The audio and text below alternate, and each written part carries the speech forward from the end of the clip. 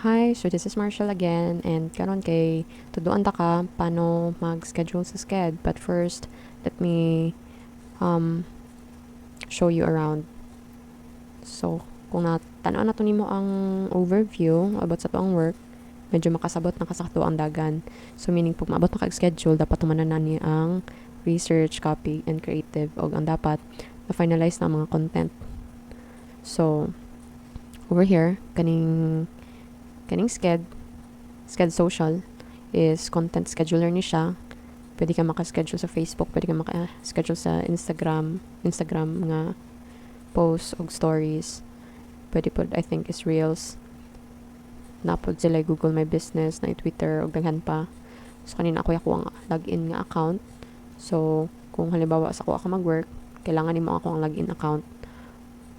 And then, dire, kung halimbawa na naka-login account, mag-ato lang ka diri sa calendar. And since na nata dire, hindi na siya mag-load up. And then go directly sa, make sure ni mo naka sa monthly view.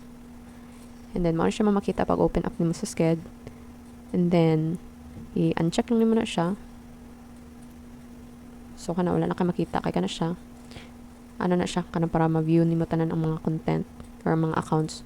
So, makita nimo sa baba, daghan kay accounts na nga naka-assign sa kuang account, sa kuang sked account.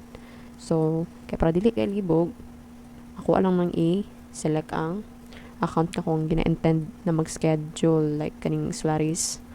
So, i-search ako ng Solaris diri. So, i-check lang ako na siya. Kaya na magawas na ang mga na-schedule itong mga niaging month. Kaya na, January. Diri ang January. Tapos kaniyang Facebook. Pwede mo siya makita, dalawa. Tapos, halimbawa, gusto ka magtanog ka ng mga rejected yung mga post or scheduled post mo dati. And check lang na daan tanan. Tapos, i-check lang yung rejected. Kaya para, hindi mo makita lang is mga rejected ba? Halimbawa na ba sila mga gipang reject mga niaging months? So far, wala man. So, that's a good thing. Mao po na siyang importante nga dapat buhaton. Kaya halimbawa na sila reject from previous month. Like, for example, i-reject nila ang swimming pool. Kaya na ay problem sa swimming pool. Yung what if pagka January gipost ang gyapon nimo ang swimming pool. So diba, mas importante na mag-check pud ka og mga rejected nga post. But kana check lang nato tanan for now para makita nimo but mao na siya ang function po diri na ay work in progress, approved, etc. And then kini types of post kana usually wala na ako ni ginahilabtan ning duha diri. Nakuha lang is diri sa search bar o kaning unselect ko mga dara or select all accounts. Ana. So, mo na siya. So, kung paano ba ka magbuhat og content. So, before ka mag-start, i-make sure ni mo nga na kay kung caption og imuhang Canva. So, halimbawa ka ni pag spreadsheet. So, bali na atay sheet diri per account. So, kani for Solaris, ang gini siya tanan ng work. Like for example kanina pod lahi pod siya nga sheet diri ang 60 to 11 so diri ta sa sa Solaris as an example wala kani siya na schedule na ako ni siya tanandaan pero karon kay dili ko mag-actual kay magsugod pa lang ta for February nya wala koy mga ma-schedule pa sa karon hindi pakita lang ako ni kong Solaris unta masabtan so diri sa Solaris diri na nanatay halimbawa nanatay captions ready nanatay captions for IG kung naka-approve na ba ni siya nanaputay halimbawa Canva nanaputay siya Canva so kung nag-prepare daan so kani pag halimbawa ready na tanan i-download na nimo siya first mo nang download since ki-download na ako na daan ganina kay hinay king internet karon gabi so makita na nako na siya diri daan so usually naka zip file type na siya so kailangan pa na nimo siya i-open so mo makita i-extract pa na nimo siya. So, saan na ito pag-extract? Halimbawa, mag-ato taog folder. I-andam sa na nimo ang iyang butangan. So, halimbawa, sa kuha diri na ako'y folder diri for show my property only. So, mo siya tanan is, related for show my property work. But over here na ako'y contents ang intended ng folder. So, kita nimo diri dagan kay folder. Kaya mo na tanan so far kung mga na-work na ang accounts. Let's say, go to Solaris, right? So, since nga, nagkutay siya, na-schedule na ako ni last week, nag-appear na siya diri. ana na siya diri. Pero let's say for example, ayaw lang ni i-mind for now, ako lang ipang-hide para mapakita gina ko sa imuha. So diri, halimbawa, na-download na, i-copy lang nako na ang name sa file. Dara, tapos pag-andam kog folder daan niya, yung folder ko, nya i-paste lang nako to ang file name. So kana na siya patuan. So balik ta dito sa zip file. So mo na ni siya no. Mo lang i-highlight tanan tapos extract nimo. Nya ato ka dito sa folder nga imong giandaman para sa kaninga content. So there is Solaris January 2024 IG. That's same thing with FB nga na pud imong buhaton. And then ana ready na ka na nakay photo, na napugay na nakay photos, na napugay captions. So usually let's say for example wala pa ni sila mga na-schedule kay ako pala tandaan mga itong na-schedule na is na ay green ani gina-highlight na ko siya og green. So karon pretend ta nga wala pa ni siya na-schedule. But dili di ta maka-pretend kina naman siya diri. So let's say for example there is a like ako nga introduce ka ganina na atay 4 na amenity post, na atay 3 ka local, na isa ka holiday og na ay lifestyle 3, na ay testimonial 1. And ang ako ang ginabuhat jud is gina-distribute na siya daan dapat o kanang evenly ba, kanang dili siya dapat magsunod-sunod nga amenity. Like for example sa isa ka week, right, dili pwede nga dapat amenity post ang imong i-schedule for the entire week. Dapat kung saan ikatag nimo siya ba, kumbaga. So dapat on the first week na ka one amenity, second week na napugay another amenity, third week, fourth week ana. Tapos same thing with the sa local restaurant, dapat katag pud nimo ni siya, dili pwede dikit-dikit. Ang holiday depende kung kanus ang holiday. Tapos ang lifestyle po ikatag pud nimo siya. Ang testimonial, usually ang testimonial nagabase ko ani kung kanus anak ko. So usually what I do is magtan-aw ko sa previous month, like for example for January ni, di ba? Mag-ato ko December diri. Tan-aw na ko. Kita ko idea what day na ko siya schedule sa around 11th, di ba?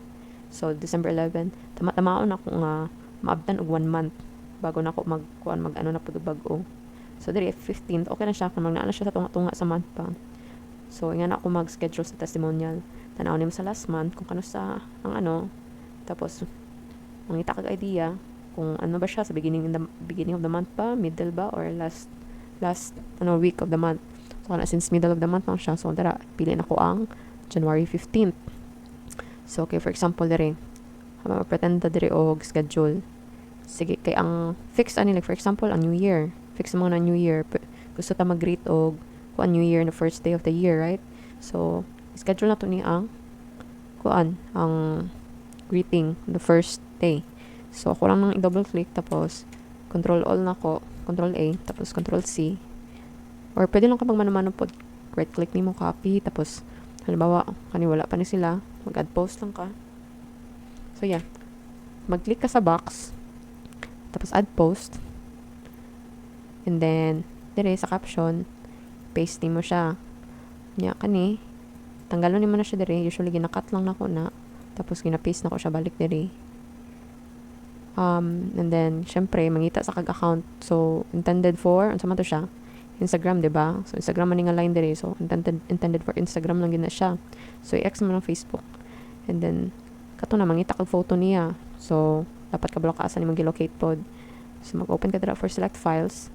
So kani nana dire, halimbawa dire na ata dire, pangitaon nimo to ang kung asa nimo siya gi-extract ka ganina. So since number 8, diba? Number 8 nga content. So wala ang number 8 dire. So gets na siya. So kung unsa ang captions dire, mao pud pangitaan mga number pag mag-download na ka og photo dire. So ana. And then syempre mag-add location. Kani siya Solaris Apartments. And then select. Pag mag-add pag location, dapat make sure nga ang address is tama pod siya. Like for example kani Solaris Apartments, kani kabalo ko sa Austin, Texas man na siya. Kung wala ka kabalo kung asa ang address sa property, pwede ka mag-visit silang website. Makita nimo ilang website diri sa tong copy diri about Solaris. sila website diri kani nga columns na siya diri. So na siya sa Austin. So mangita ka og Solaris Apartments nga na sa Austin, Texas. I-select mo na siya. Then mangita kag time. Halimbawa pod kani nga time. I-consider po nimo halimbawa kung mag-rate ka unsa mo mas prefer buntag or hapon or gabi. So usually akong prefer depende lang. Pwede pod hapon ni siya. Kay rating naman ni siya. So and then click save na lang. So maula na siya ang pag-schedule sa Facebook. Asa na tong? Mamanino, ako lang ning delete. Kaya na naman tadaan.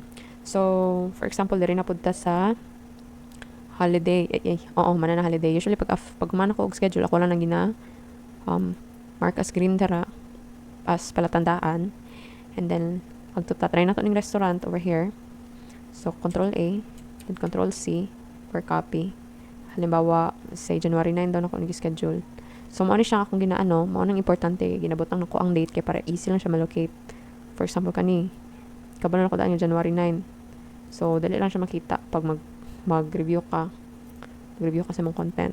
So, dali, paste mo tong caption nimo, tapos, i-cut nimo ning captions, paste mo dara, X nimo ni ang Facebook. Yeah. Number 5 man to siyang content, diba? Number 5. So, kana siya.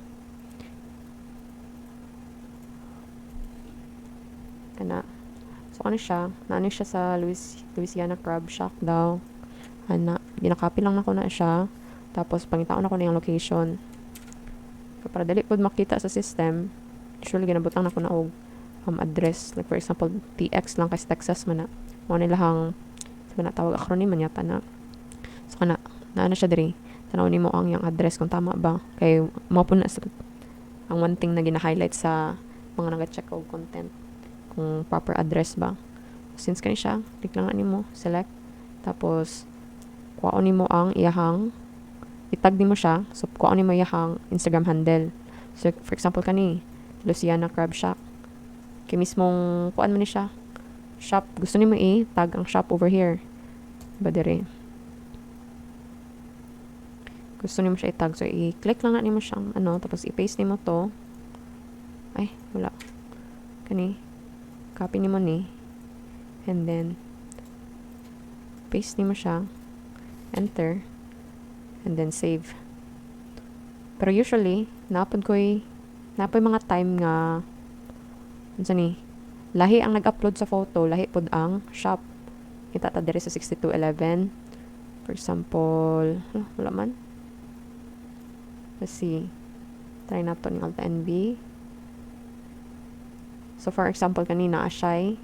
Pali sa research na ko niha. So, maana akong gina-take note pod. So, maana siya ang Instagram sa shop. Maana siyang Instagram sa take og photo or nag-upload sa photo. Pero syempre, maghatag-tag credit sa nag-upload og photo kaya para dili ta ma-violate, violate sa community standard sa Instagram. So, importante nga, i-include mo siya sa caption. For example, kung kinsa ni mo siya kung asan mo nakuha ang photo, i-copy na ni mo siya, i-paste mo siya diri sa captions, diba? Kita ni mo siya diri, Kimi So Hungry. Pero pag sa shop na gani, ang shop, dito gina ni mo siya i-tag, same sa diri. So, gets na. Hope you get it. So, muna siya again. Kung ang photo credits, diri ni mo siya ibutang sa caption. Kita lang man ni mo diri, ang kuan.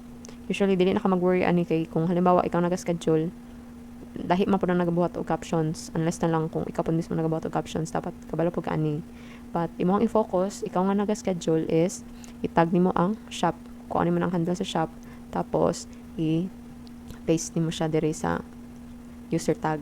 Pero siya, same, ang shop mismo nag-upload, ang shop, ang Instagram sa restaurant, o sila po mismo nag-upload. So, meaning, same thing lang. So, ibutang na ko siya dara for photo credits. So, at the same time, ibutang po na ko siya dara for tags.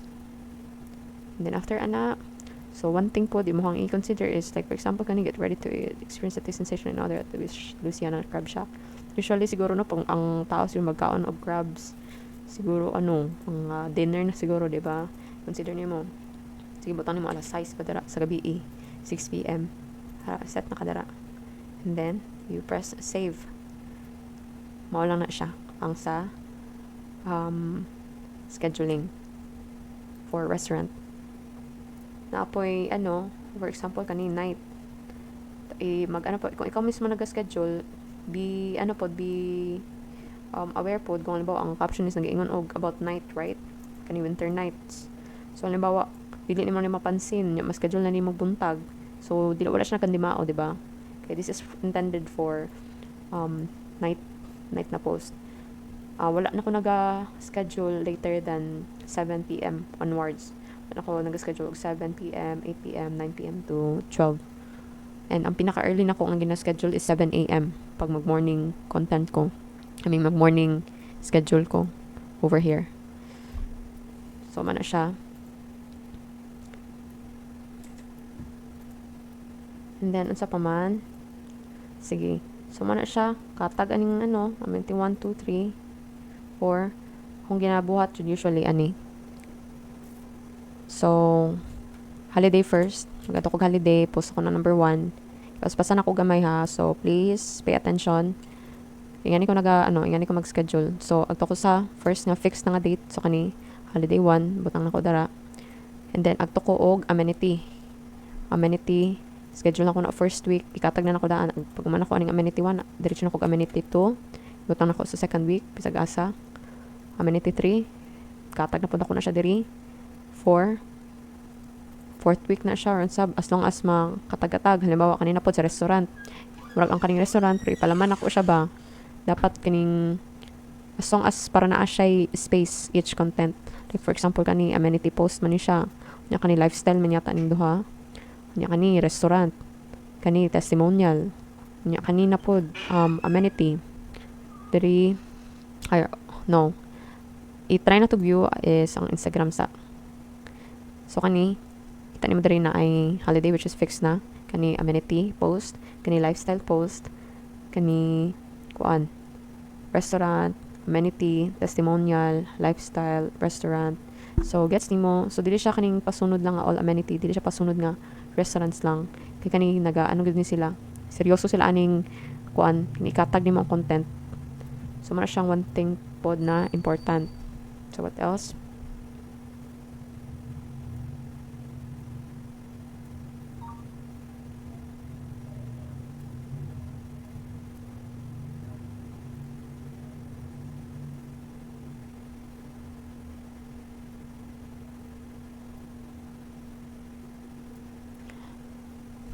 So, halimbawa, pag man na naka sa FB tanan, bilangon nimo kung i-double check nimo kung pila ba ka content. So, 3, 4, 5, 6, 7, 8, 9, 10, 11, 12, 3, 5, 8, 9, 10, 11, just 12 posts. So, since 12 posts lang, pwede na nimo siya i-uncheck. Diretso na po kag FB. So, same thing yapon. Unahon ako ang holiday. Tapos, ikatag na ko ang amenity. Ay, Solaris day dapat. So, same thing lang yapon. Ikatag na ko ang amenity. And then, ang restaurant katag, lapon ako, lifestyle katag, testimonial. Tapos, importante na magot call to action sa So, sa FB na pod, after nimo ma-double check ang Instagram, tanaw nimong FB, kay i-post naman gina siya. About diri, sa FB magod natay ginatawag na call to action. Ang call to action gani is morning, discover more by clicking the link below. Or, as long as like this, discover unparalleled luxury and amenities by clicking the link below. So, call to action ba? So, siya, ang ibutang na to is iyahang website. Let's say, Total Solaris apartment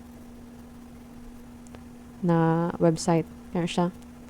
Sila ang post number 1, number 2, number 3 na sila call to action. So, meaning magdagdag taog.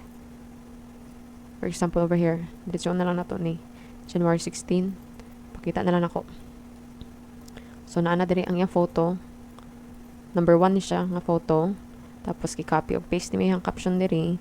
O niya, ang kaibahan lang po sa Facebook is i-paste ni mo ang iyang URL. URL gani siya.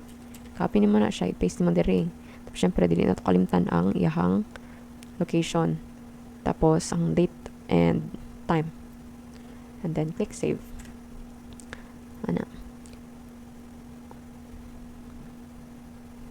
So unsa pa ba?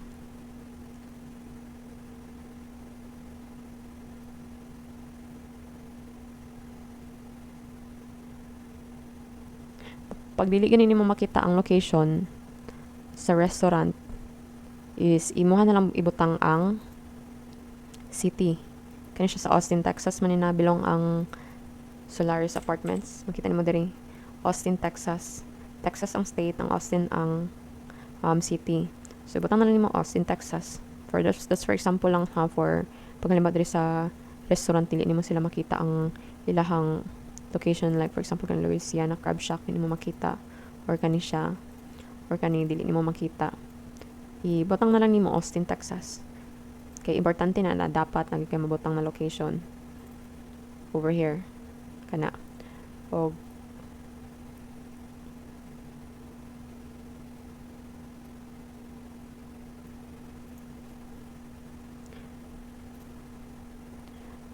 so I think maulang yata na. Thank you for listening.